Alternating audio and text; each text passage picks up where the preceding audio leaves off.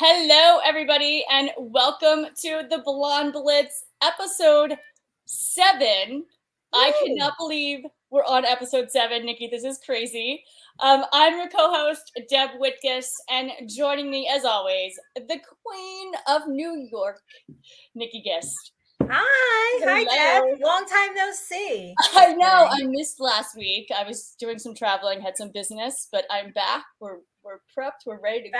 I can't believe we're on episode 7 already. Whoa. How did we get here? I don't know. Time goes so fast, right?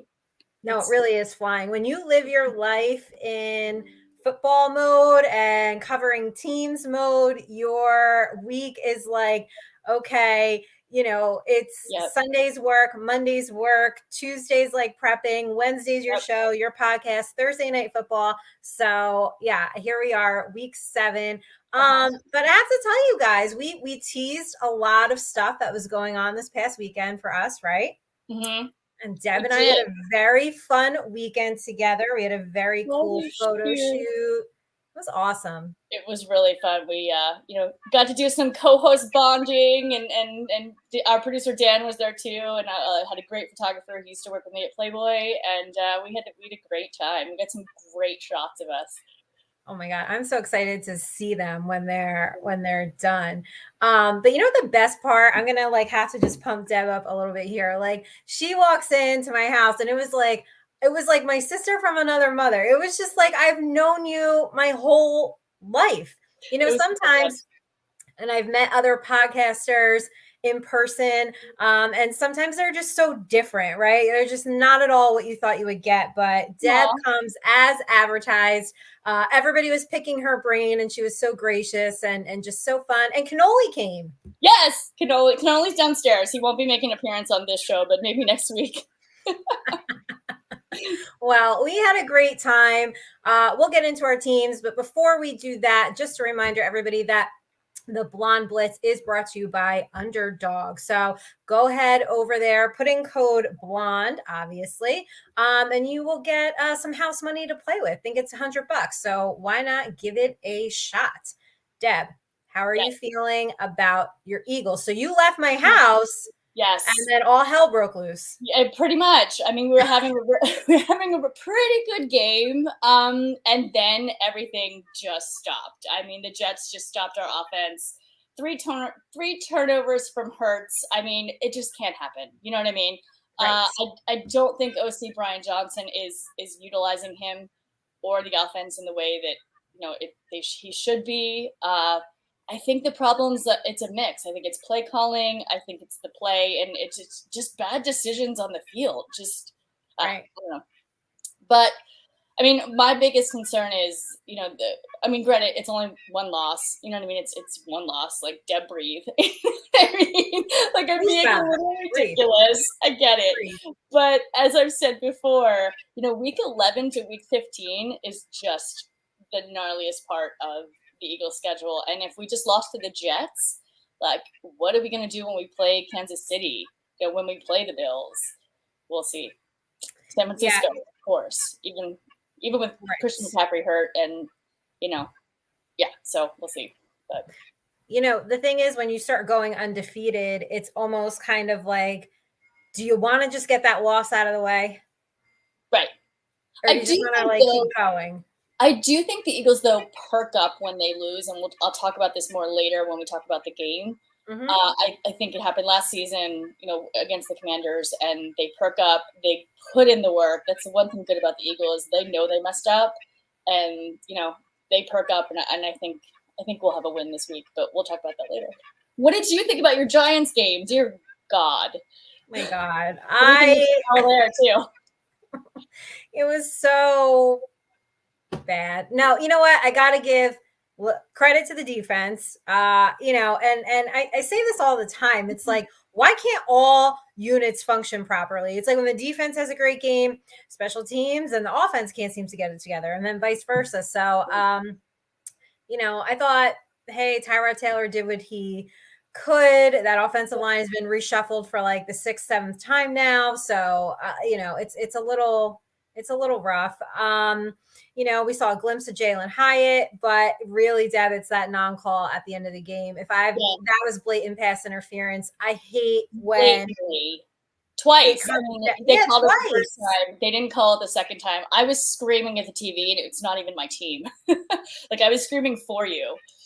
So because it's not fair. I think anyone can say, whether you like a team or not, if you see an egregious call not be called on the last play of the game, it's calls like that where it really affects the game. So it was like a holding call, somewhere right when the third quarter starts. Is generally that's not really going to affect the outcome of the game. You get a 5-yard penalty, whatever, but that one did, and they didn't call it on Waller. And it was just a heartbreaker. But I thought the defense gave Buffalo a run for their money.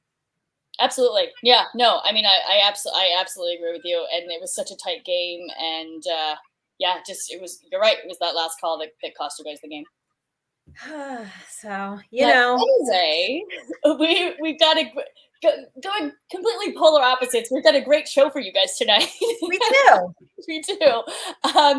Keeping with our women in sports theme for October, it's Breast Cancer Awareness Month. We've got Marnie Schneider on today. Her mother, Susan Toast Spencer, was the first female general manager of the NFL. Her grandfather, Leonard Toast, he owned the Philadelphia Eagles from 1969 to 1985, and also was one of the founders of the Ronald McDonald House Charities. Huge. Marnie's still highly involved in that today. She's also an author, an on-camera sports personality. We're super excited to talk with her. I mean, she's wearing so many hats. Gotta love these women in sports who are wearing so many different hats and being moms too. You know what I mean? It's just great to see. So we're excited.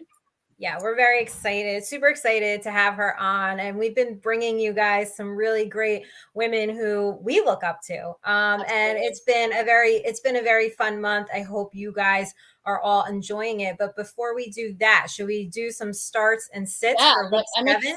I want to hear your start. Yeah, definitely. I want to hear your. I'm looking forward to this every week. I need to know who I need to go with. You look forward to it because I nail it every week. I've been having a good run.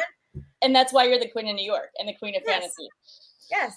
And Deb is the queen of Philly. And see, you can get along with each other. Now, there's like 2 weeks out of the season. I don't know how we're going to get along. One is on Christmas Day. We'll see. Christmas here, though, so I think we'll be okay. We'll be okay there. So starts for this week, you guys. I like Brock Purdy this week. I know last week wasn't great. It's all about matchups and fantasy, as you guys know. And this week they have the Niners, and they have allowed over 19 fantasy points to opposing quarterbacks since week 2. And that is ranking 9th in the league. So matchup wise, I like Brock Purdy here. I like Aaron Jones. I know this is easy. I know this is like low hanging fruit. The Broncos are a very generous team to opposing running backs. They're giving up more than 20 fantasy points. They did that the past few weeks. So this is an easy start for me. And I like Amari Cooper this week. He was targeted 8 times last week. He's catch 4 passes for 108 yards, 14.8 fantasy points. He's targeted 24% of the time on his routes, and he's got huge, big play threats. So I like that this week. I know we got 6 teams on a bye, so the sits might be tough. I know you can only do so much with what you've got on your lineup and on your bench. And we got a lot of injuries to deal with. Not really a fan of Najee Harris. He just really hasn't performed. He hasn't performed that well at all this season. No, he's scoring fewer than 7 fantasy points every week, though. Yeah. Wow. Yeah, no, my friend Frank Nicotero was a huge Najee Harris fan, and he's been so disappointed because I remember when he was drafted, he jumped into a pool because he bet somebody. Not excited that the Steelers drafted Najee Harris, but just not playing up to par. No, not at all. So don't love him this week. Russell Wilson, he's a risky start for me. I mean, he's coming off his worst stat line. He scored 6.9 points, I think it was. But he does average about 17 points. Here's the thing, though. The Packers, They've only had one team have a quarterback beat them for more than 14 points. So I don't love it this week. Again, though, I know it's tough when the bye weeks kick in and you've got injuries. So if you can avoid that, avoid that. And Jameson Williams, same thing, big play threat, but the floor is pretty low. And I don't like his chances for the big play going up against the Ravens. So those are my starts and six for week 7. Awesome. Very cool. So last week I got to go to the Rams Eagles game at SoFi Stadium, and we have a little remote video for you guys. Again, it's October, it's breast cancer awareness, and I asked people, or I asked women, tons of women there. I wasn't shocked, but maybe some people would be shocked. I asked them why they love football. So we'll take a look.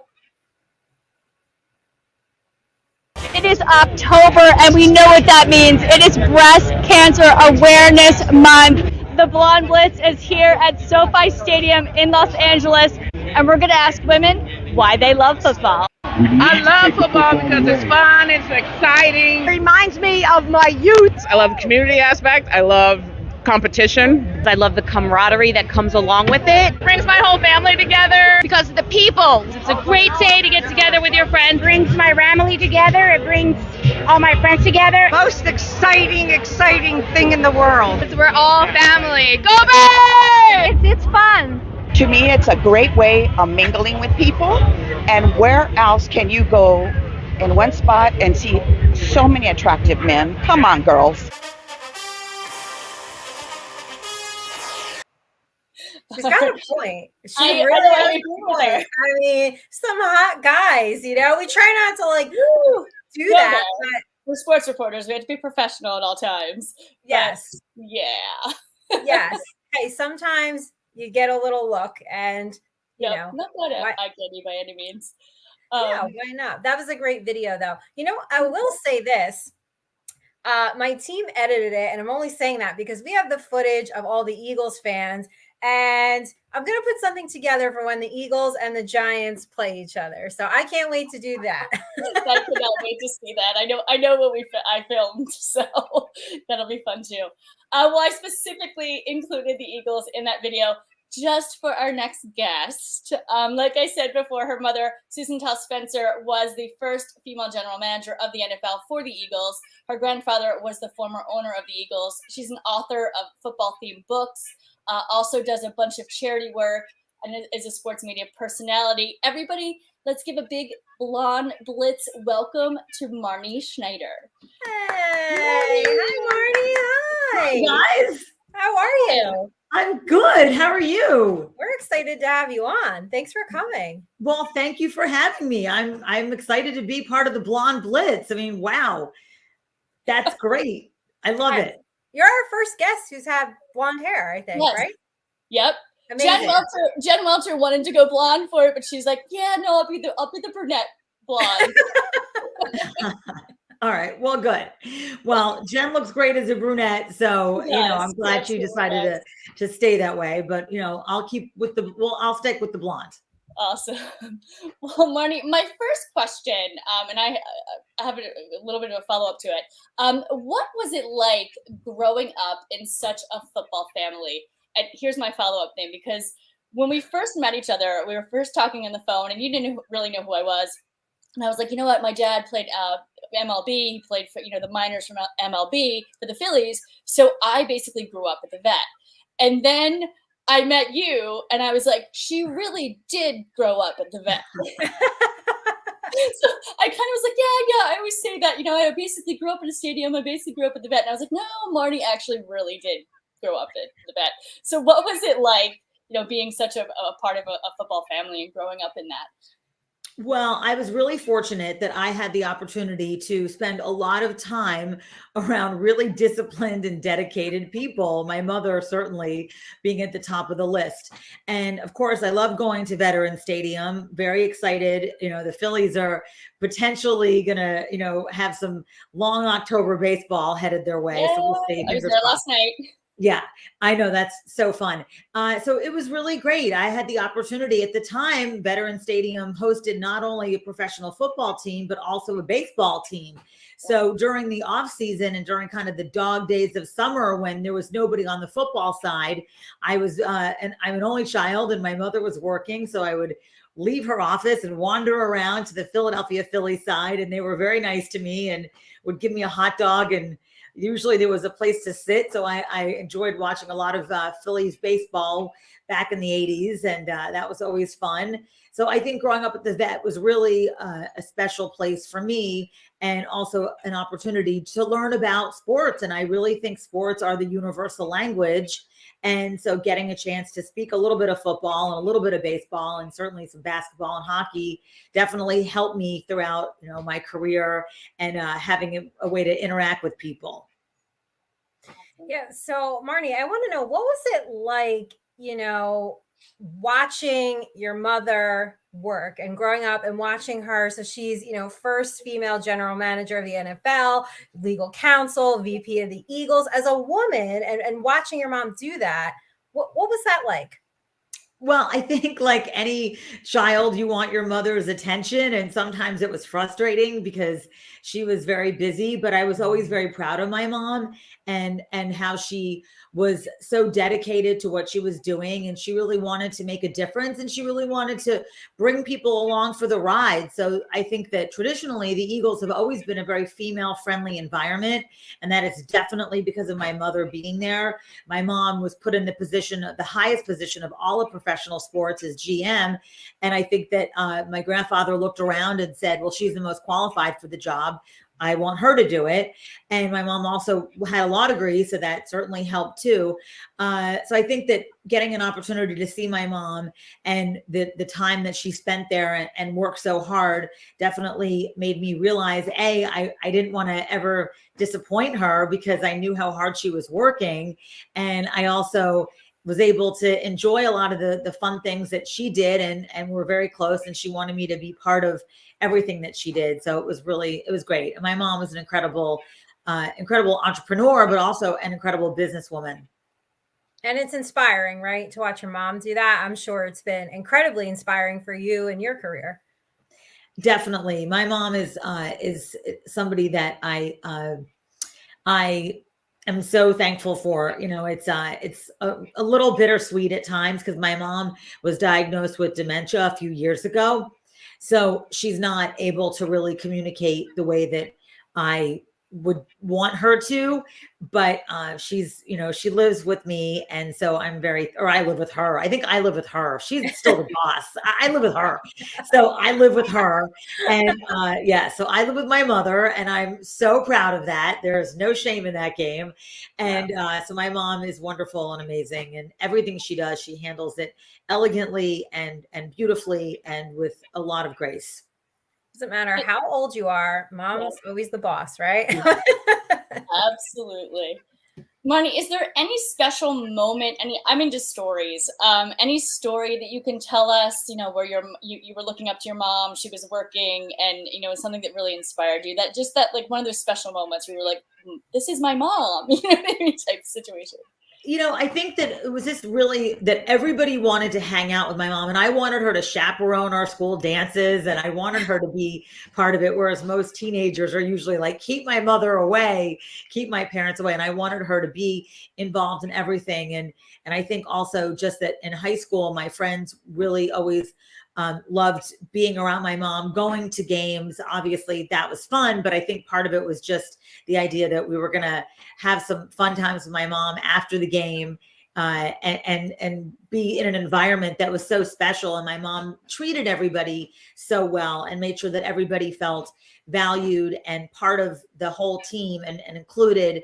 And that went from top to bottom. So whatever, there was always a policy with the Eagles that no matter what position you held, you were a very valuable member of the team. And I think that in 1981, when the Eagles made it to the Super Bowl, my grandfather was really the first one to say, everybody's coming, the janitors, I'm taking the janitors.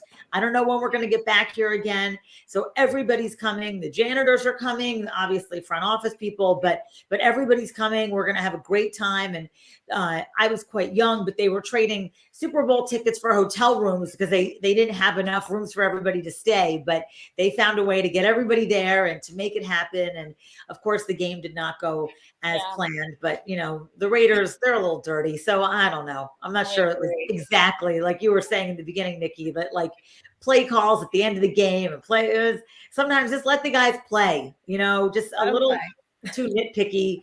Slows down the game and let them just play, especially in big games. I think in big games, less reffing is better. Just let them go. Yeah. You know, I think it happened in this Super Bowl too, the last year's Super Bowl. With that, you know, I mean, granted, he did it, but the call, you know, that we would have gotten another minute and we didn't because of the penalty. We didn't get it. You know, so KC won, but. I love that story because I think it's so important to treat everybody with respect, you know, and no matter where you are, right? It doesn't matter what position you hold. Everyone deserves respect and everybody's part of your team. And you're only as good as your team around you, right? And the people that you surround yourself with. But it's very important to make people feel valued because they are, and make sure that they feel respected. So speaking of your grandfather, I kind of have two questions here that'll run into each other.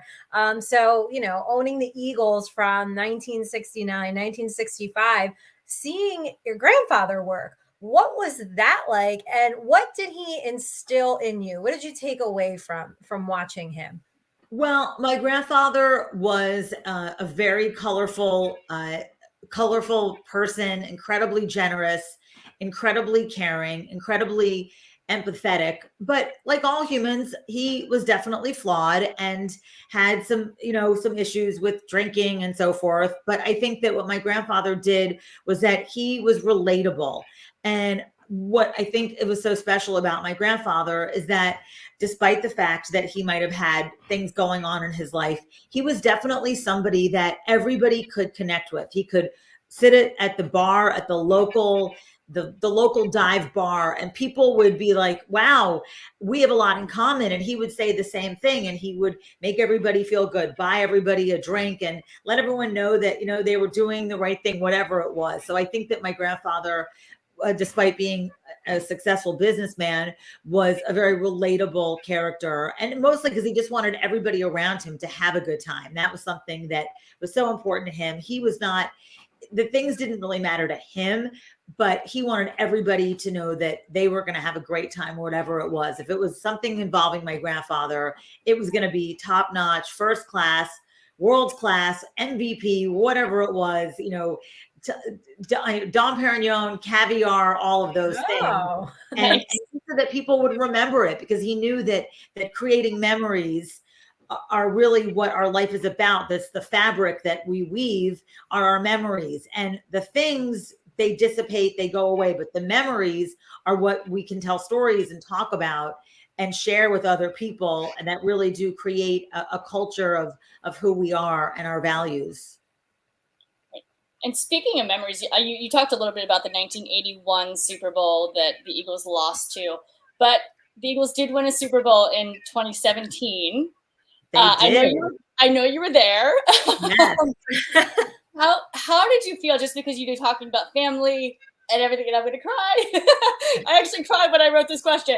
But you know, did you think of your grandfather? Did you think of your mother? Like, what went through your head when that ball touched down and the green and white confetti, you know, exploded on the field? Well, I think it was something that, you know, for generations, families come together on a Sunday. It's so biblical. It's such a beautiful tradition. You might go to church in the morning and then you go. My best friend in high school, every Sunday she would go to church. I would go with her. I'm Jewish, but I would go to church with her on Sunday morning because we'd have sleepovers on Saturday night, and I would go with her to church. And then she would come to like our church, which was the stadium, and she would do. She was really good at praying, so she prayed a lot. Sometimes it worked, and sometimes it didn't. But whatever. I think that when the Eagles won the Super Bowl in 2017 or 2018-17 season, it was something that so many people were so excited about. And obviously families, just like I said, come together to celebrate. And I know it was something that my grandfather really wanted to bring to Philadelphia in 1980, prior, 81, 82, even before that. And it just didn't happen. So finally it happening was something so special and such a memorable moment for the city, just for the fans. And doing, as an owner of a team, you only want to do things for the fans. It's not like it's great and it feels fun to be part of it, but you want the fans to experience this. They're the ones that are spending their money buying the tickets and the jerseys and everything else. And so giving them that gift of winning a Super Bowl and the bragging rights is just what you really want to do. And it was so great that it happened for Philadelphia. It was, yeah. And I love, I literally, there was grown men, 300-pound grown men, 250-pound men crying their eyes out at that stadium. It was definitely special. Yeah. And it was brutally cold in Minnesota, brutally cold. But everybody was huddled together celebrating. Yeah. So it was beautiful. And that's the one thing I love about Philly fans too. They definitely get a bad rep, but they also are very caring, and we're one big family when we're in that stadium. Yeah, Philly fans, we're just an interesting breed of people. I find it funny. I think that people will always say, "Oh, Philly fans, oh, the worst." And I'm like, well, they're just passionate. You gotta, if you're not cool, then yes, Philly fans are going to be really rough on you. But if you're cool, then you're going to be fine. That's it. Just be cool. I've been cool and they've been rough on me, but I'm biased because I am a Giants fan and cover the Giants. So a little different. Although half my family are Eagles fans and they're cool, but we get into it on certain weeks, so it's all right.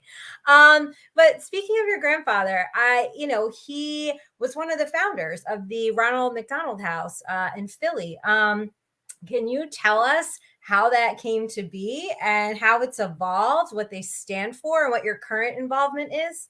Oh, absolutely. So in 1974, a guy named Fred Hill, he was a draft pick out of USC. He was a baseball player and a wide receiver, or tight end, actually, was drafted to Philadelphia. He had his entire family on the West Coast. So Fred and Fran, his wife Fran, they were West Coast people, and here they are in Philadelphia. And around, I guess maybe a year or so into being in Philadelphia, their daughter Kim was diagnosed with leukemia. So my grandfather, being a philanthropic guy and wanting to find ways to make a difference, he put everything he had in the team and all the resources into a charity called Eagles Fly for Leukemia. And they raised a lot of money for Eagles Fly for Leukemia. And then through that journey, they met Dr. Audrey Evans, who passed away just about a year ago at almost 100 years old. She was an incredible woman, really the godmother of pediatric oncology. And wow. So they met this beautiful, lovely woman, Dr. Evans, and she said, well, what we really need is a house, is a place for families to stay while they're going through this, very traumatic experience of their child being ill. So that turned into buying a home, buying a building next to Children's Hospital in Philadelphia. And then they went to McDonald's, and they had a partnership with them, but they started fundraising through the Shamrock Shake, and then opened up the very first Ronald McDonald House in Philadelphia in 1974. So we're coming up on the 50th anniversary about 10 or 11 months from now. So I'm very excited. Wow. It's a huge milestone. There's houses all over the world, 375 houses throughout the world, not just the United States, the world. Wow. I am very involved in the Ronald McDonald House, and it's a passion and a charity that's very near and dear to my heart. I live in the Carolinas, so I serve on the board of the Ronald McDonald House here in Charlotte, and I chair our annual event, which we named Jerseys after football and jewels, because who doesn't like jewels? And right. And so it's very fun, and we actually have it at Bank of America Stadium every year, so that's been great. And the Panthers have been really generous to Ronald McDonald House here. So it's great. And I urge everybody, if they're looking for something to do, if they're looking to kind of maybe take the edge off, if they're having a bad day, the best thing to do, and I tell my kids this, is to go volunteer. Do anything. Go volunteer at the animal animal shelter, go volunteer at the Ronald McDonald House, go volunteer at the soup kitchen. If you're having a bad day, the only thing that's going to shake you out of it is to go volunteer. Shopping, doing anything that's not maybe healthy for you is not going to do it. Volunteering is like the immediate nature, and volunteering, and of course reading, but that's a whole other story. But going and volunteering are really the best way to reset yourself. And you mentioned reading. You're also an author. I am, yes.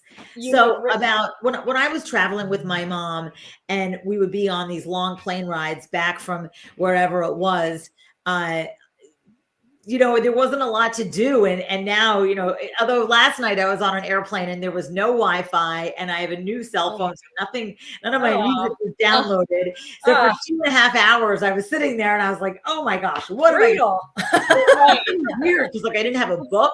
I have my own books. I'd given them all away. So it kind of forced me just to sit still for a little bit and just think and meditate, which was great, actually. Like I don't really want to do it that often because I like being busy, but being on a plane for 2.5 hours and just doing nothing was not so bad. It was okay. But yes, so a couple years ago, I took the notes that I had written from when I was a young girl traveling with my mom to all these different football cities and went to a publisher, and I had a creative writing stuff, and I took it to a publisher and said, what do you think about this? And he said, oh, I love it. And it's intellectual property and it's great. So we, Football Freddy and Fumble the Dog, our first book, Game Day in Philadelphia, came out. And by coincidence, or maybe it wasn't coincidence, that was 2017. And the Philadelphia Eagles just kept winning and winning. So I kept going to Philadelphia every weekend and doing book signing. I was like, this is crazy. Is this going to ever stop? And it actually didn't really stop. So that was really a wonderful gift. So so I have 9 books now. My most recent book, I partnered up with the Pro Football Hall of Fame. And so while my other books take you on a tour through a different football city, so Philadelphia, the Carolinas, Atlanta, Pittsburgh, Chicago, Green Bay, Dallas, Fort Worth, Tampa Bay. My newest book is Game Day in Canton, and you get to travel through the wonderful city of Canton and then make your way to the Pro Football Hall of Fame, the incredible Pro Football Hall of Fame, and get to travel around there and see all the sites at the Pro Football Hall of Fame. So it was really fun, and being able to team up with the Hall of Fame and be in their store over Hall of Fame weekend and have them on their billboards put my book up there. I was like, wait a minute, this can't be happening, but it was. So cool. That's a very cool moment. That's awesome.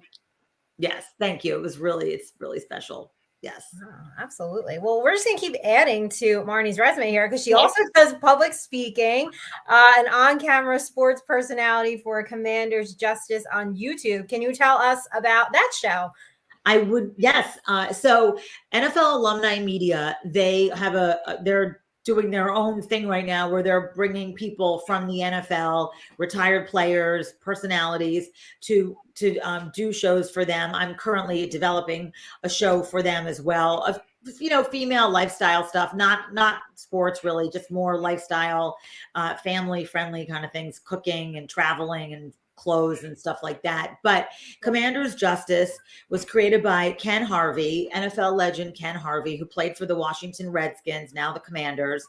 And so it's a game show where Ken and John Booty, who also played for the Eagles, where the three of us talk about the Commanders a little bit, and they're certainly educating me on that, but where other people come on each week and talk about why their team is going to beat the Commanders. So while I'm not necessarily, I didn't grow up being a Commanders fan, I still understand football enough to be like, okay, I could see why that would work or why it wouldn't work. And so it's lots of fun. And we've done 7 shows right now. And so it's been great. And today we just did one because the Commanders are playing the New York Giants this weekend. Yeah. And so we have a fan come on and talk about why he thinks that his team, in this case, the Giants, are going to beat the Commanders. And so it's lots of fun. And Ken and John are kind of the tough guys, and I'm a little softer one. So I I try to be nice to everybody. Yeah. Nikki could have been on that show for the Giants. Totally could have been on that show. Wow. That's funny. It's funny too because the Commanders are our rivals as far as the Eagles, and I actually am a Commanders fan as well. So it's funny when I heard you when I saw that you were doing that, I was like, I should reach out to her because I love the Commanders too. Terry McLaurin. Well, we're going to get you on it. I know we need to get you on as a guest star coming on. Yes, definitely. So much fun. Well, and also you were talking about NFL media. Your grandfather also had a hand in launching NFL films, right? He did. Yeah. So my grandfather was very close with with Ed Sable, Steve's father, and they were very good friends. And Ed Sable really started by going to Haverford School, the school that Steve went to, and doing high definition or Super 8 or whatever it's called, filming Steve's football games. And then that turned into, going and talking to the NFL about creating a business where they would go and they would film football games. And so it worked out really well. And because Ed Sable was practically my grandfather's neighbor, that, it was really a fortuitous connection. And so the two of them really did pal around and help create NFL films to really the legacy that it is today. Obviously, that was, my grandfather played a role, but certainly Steve Sable was an incredible visionary, an incredible filmmaker. And now it's really an unbelievable juggernaut of sports because it really did help create the idea of professional football, whether it was the football follies or whether it was taking, the highlight reels at the end of every season. There were so many things that NFL films did that other people weren't doing. And now it's kind of the gold standard for what everybody does. And they also produced a lot of shows there. And like I said, created highlight reels for all the teams. And my first job out of college was I worked for NFL Films, and I would get to, I lived in Philadelphia. I graduated from Penn State, and I would, go to New Jersey every morning, Monday through Friday. And I would get there at, 7 a.m. and I'd put on my down coat and walk into the film room because the film was arriving and the editors had been up all night, and they would give me a little sheet of the scenes that they wanted cut. And I would be cutting negative all day to get them out to the teams or to get it out to the networks or whatever it was. You were cutting negatives. It wasn't cut negative and slice it. You have to look at the film and then you cut it.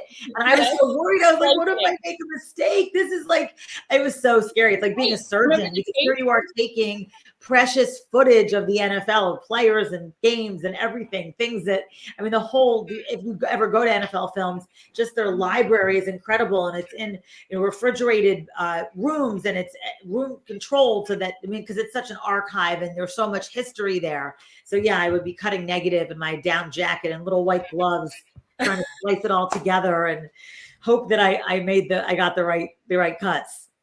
Did you? Like most of the time. The editors were like, it's hard.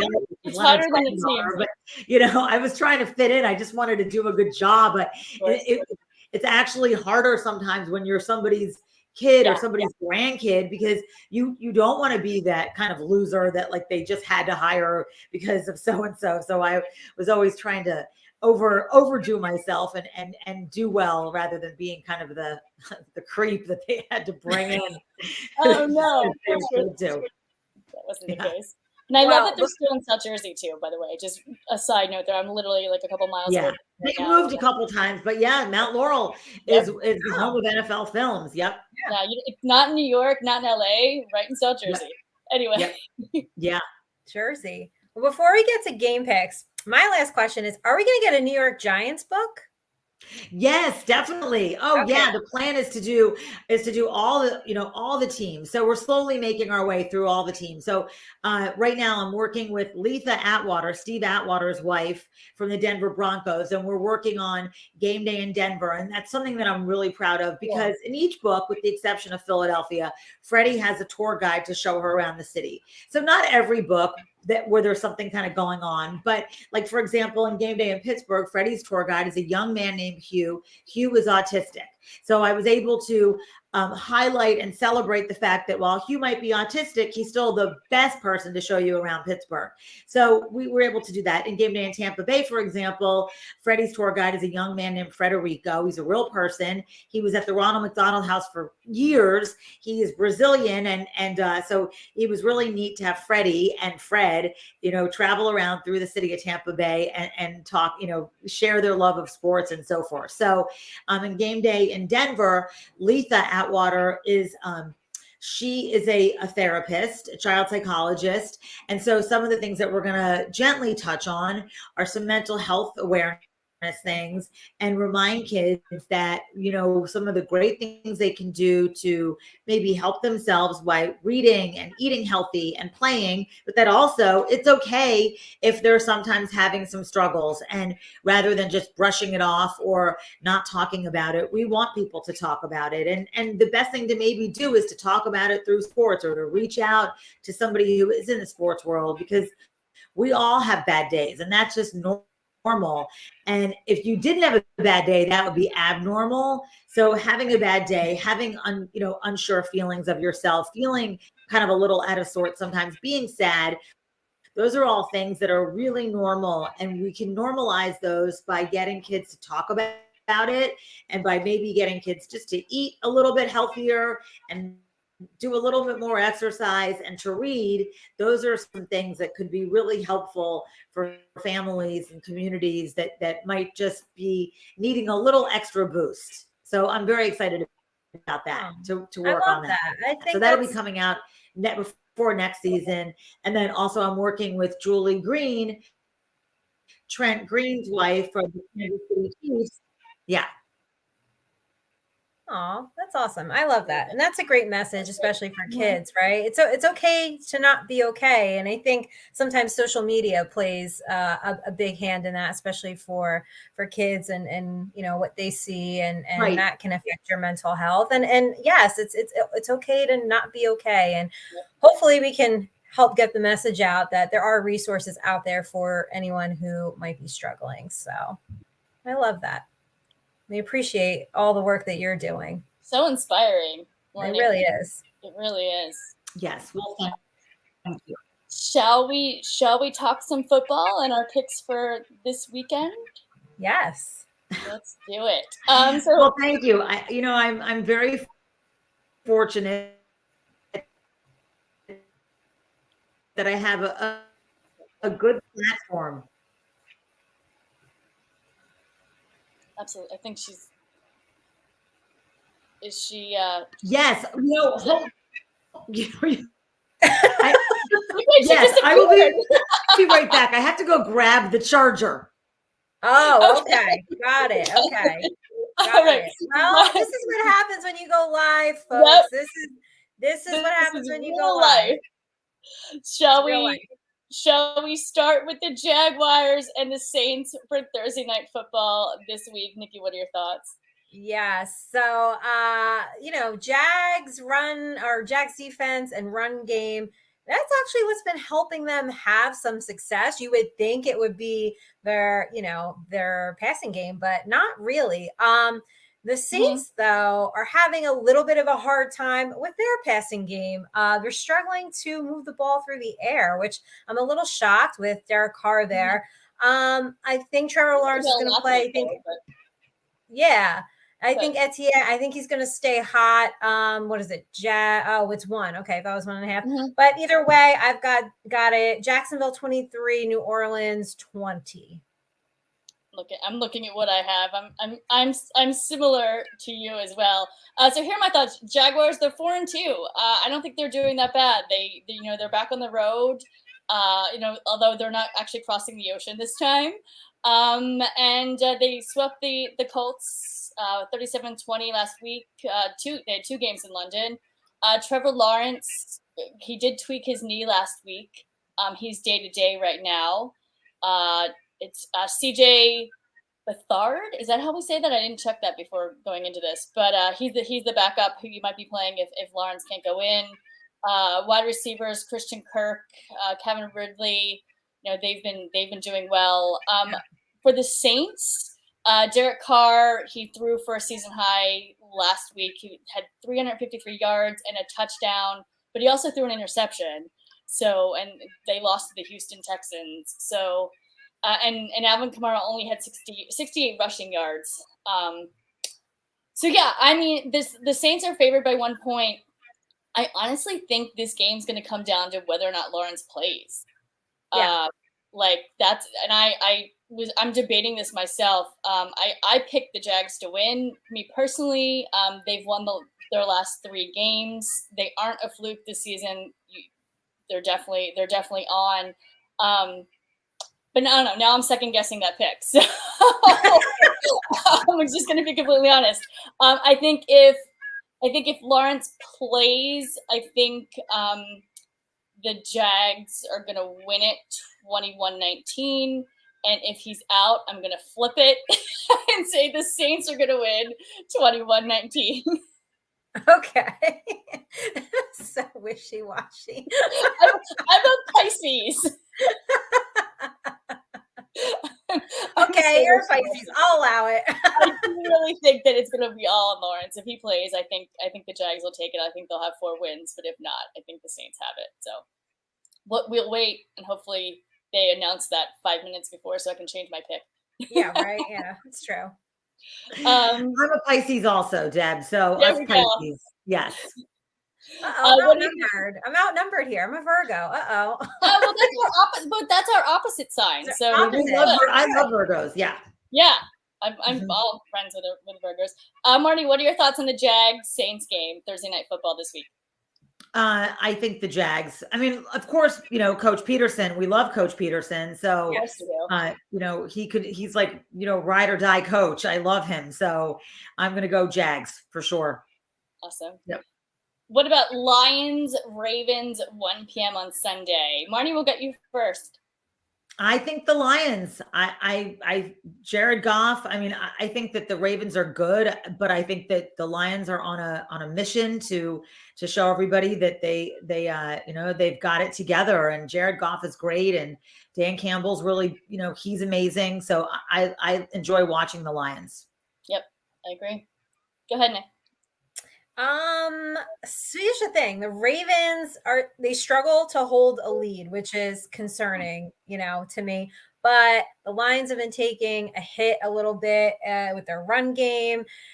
The Ravens have a pretty stout defense. I'm going to go Baltimore 24, Lions 20.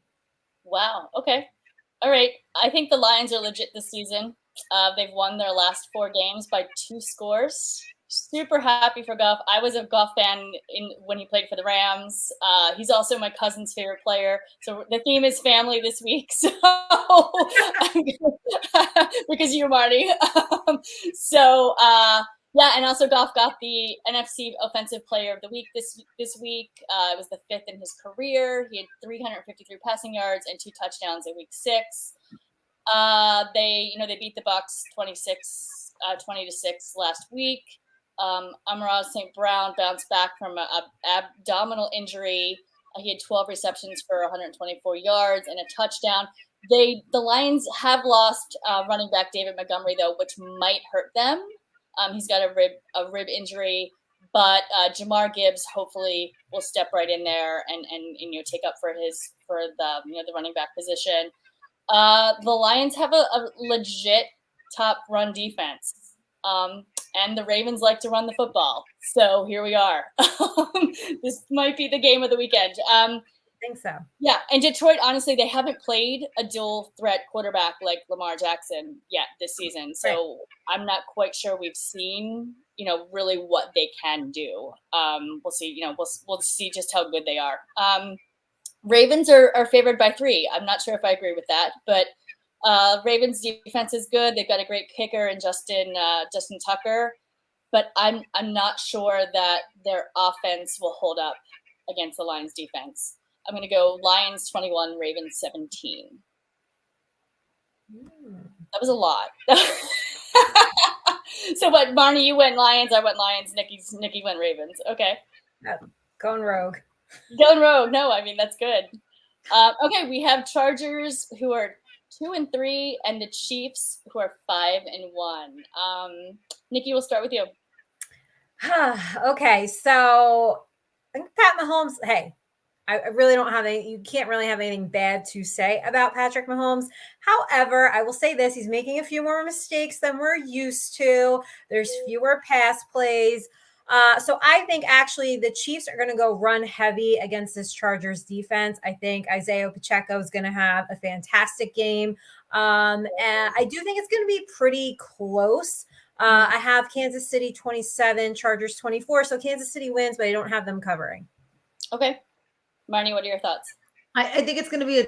I think the Chargers are going to actually. They're deceivingly good team. Like it's weird because they're actually good. They just I don't know what happens to them, but because I think that they're good. Justin Herbert's good, but it's hard to beat,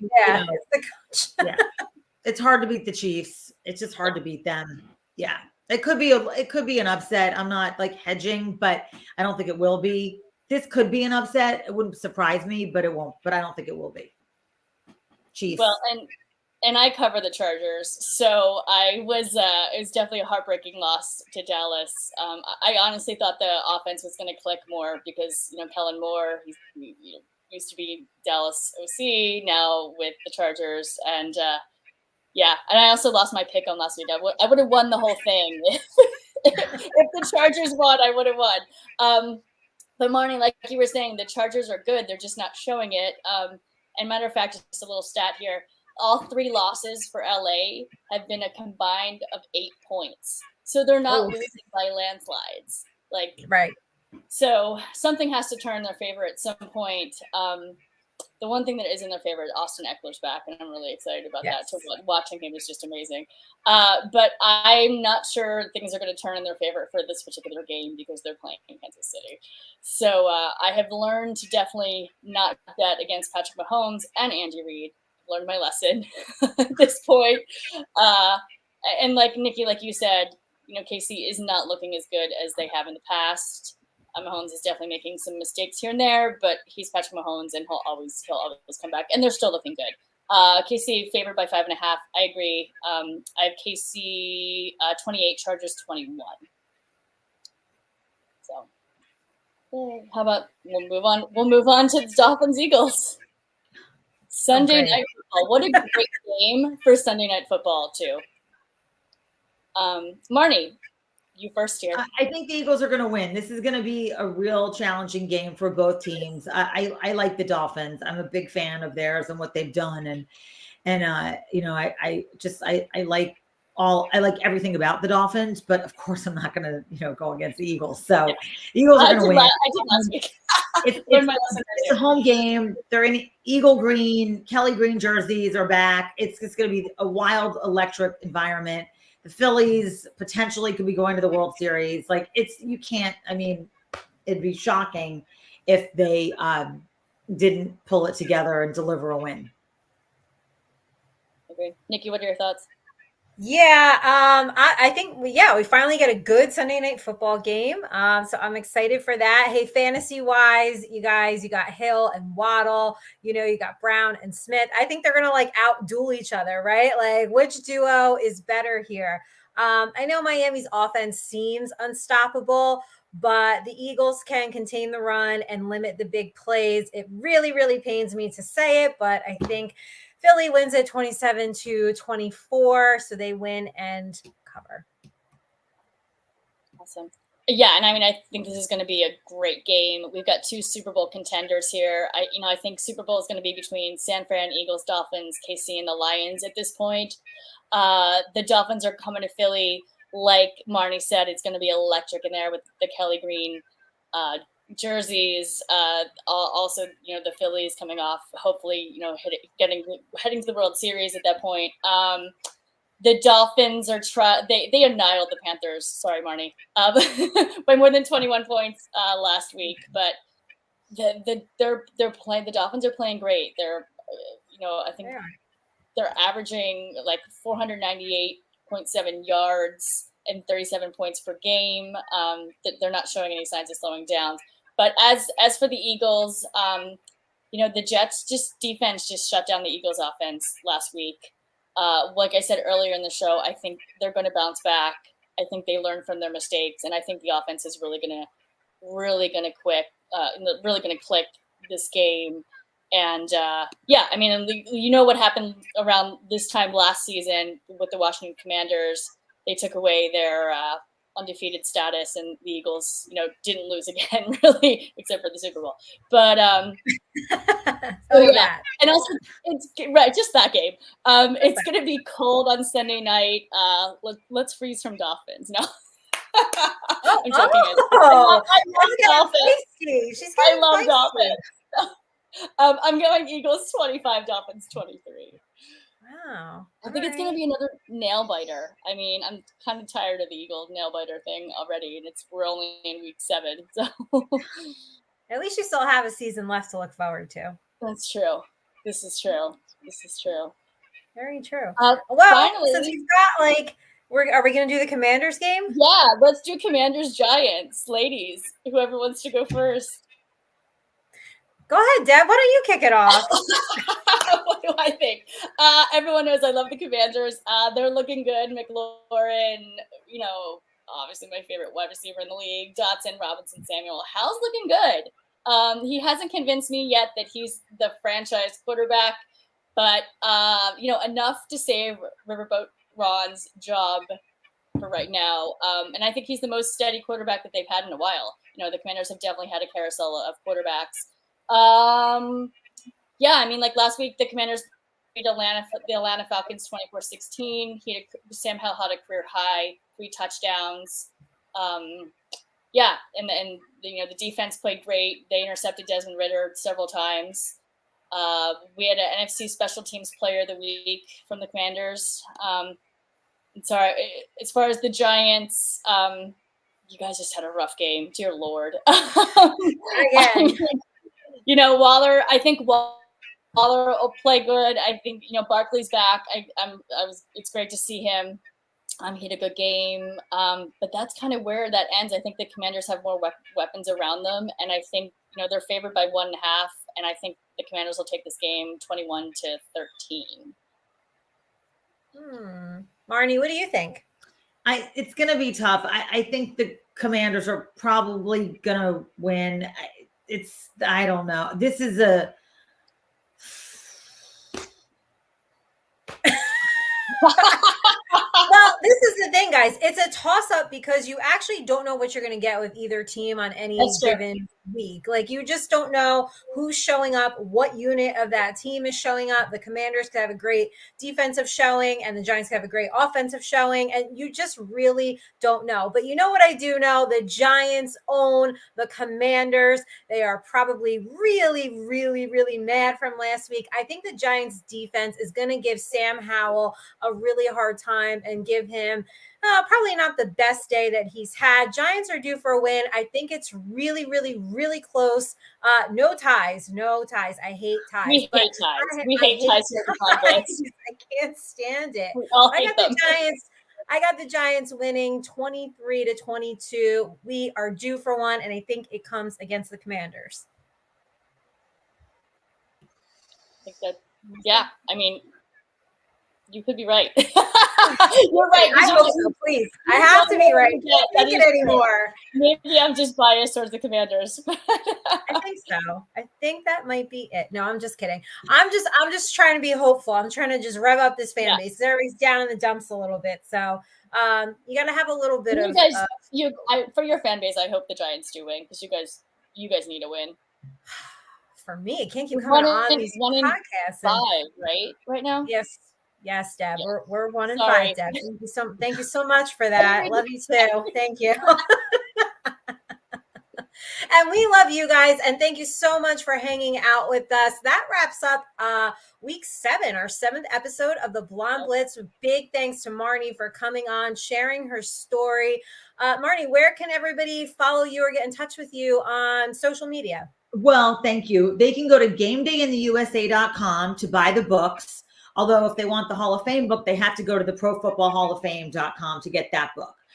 They can go to Instagram, Marnie Schneider 1 at Instagram. They can reach out to the Blonde Blitz, and you guys can tell them how to find me on Facebook. It's Marnie Schneider. But GameDayInTheUSA.com to buy the books. They're available on Amazon also, but I like when people come to my website because they can see what else we're doing, and so it's much better. Or go to Instagram, Marnie Schneider 1. Yeah, awesome. Thank you. Absolutely. And you guys certainly can contact Blonde Blitz. We will get you in touch with Marnie and her team if need be. Again, guys, thank you so much for hanging out. Make sure you hit the subscribe and like button if you've hung out with us all night. We appreciate you. We will see you in week 8, and go Giants. Go Birds. Bye, guys. Of course, go Birds.